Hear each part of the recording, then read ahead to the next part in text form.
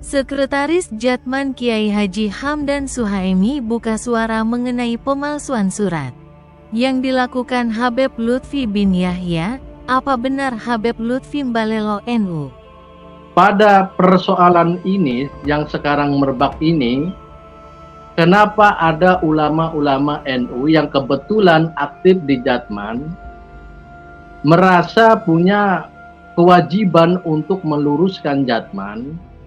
Itu kemungkinan besar ada benarnya, karena selama kepemimpinan Abah Habib Lutfi Pekalongan ini sejak 2000, regenerasi dan kaderisasi tidak terjadi, padahal sudah 20 tahun lebih memimpin Jatman tanpa ada regenerasi.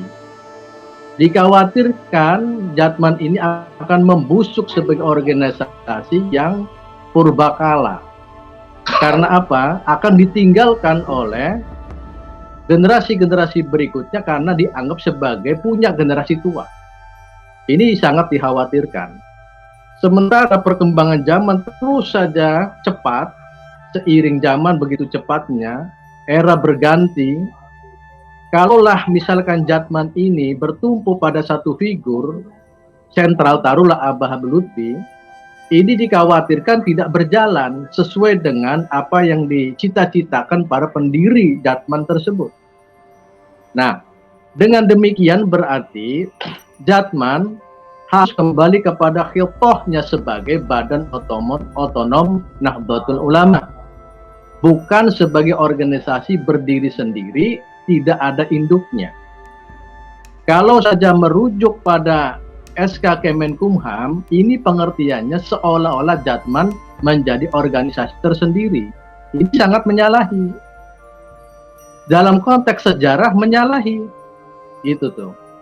Nah, maka oleh karena itu adanya surat undangan dari PBNU untuk bersilaturahim antara PBNU dengan Idara Wusto, jangan diartikan sebagai pengertian kudeta atas kepemimpinan Habib Lutfi. Bukan. Silaturahim itu dalam pengertian mengembalikan Jatman sebagai banomnya Nahdlatul Ulama.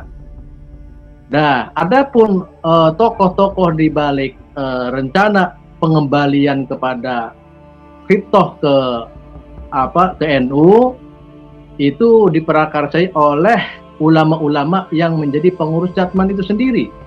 Lahirnya tahun 1957 dan disahkan oleh Muktamar NU di Semarang tahun 1979 dan di SK-kan oleh PBNU tahun 1980, itu menunjukkan bahwa Jam'iyah Ahli Thariqah Mu'tabarah An-Nahdliyah atau Jatman adalah betul-betul badan otonom dari Nahdlatul Ulama, bukan sebagai lembaga yang ada dalam PBNU. Pengertiannya adalah kalau sudah banom, secara administratif dan manajemen atau tata kelola organisasi itu diserahkan kepada pengurusnya yang terpilih melalui mekanisme muktamar.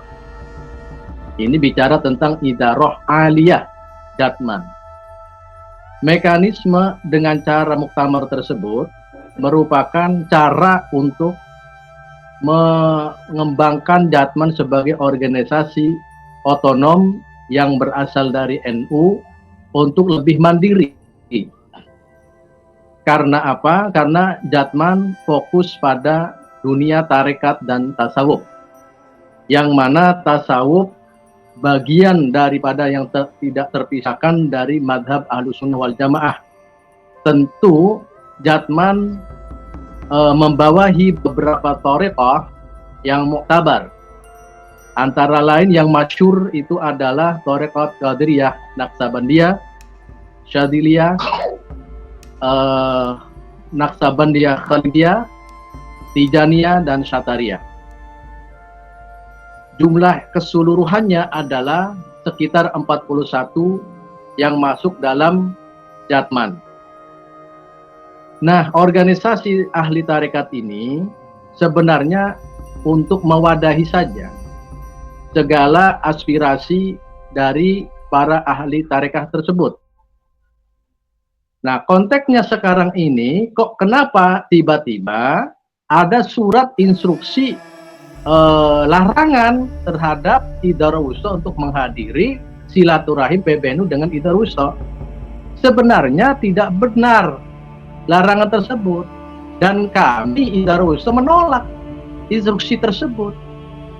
Karena apa menolak? Karena pengurus Idaroh Aliyah itu posisinya demisioner. Tidak ada hak untuk melarang-larang.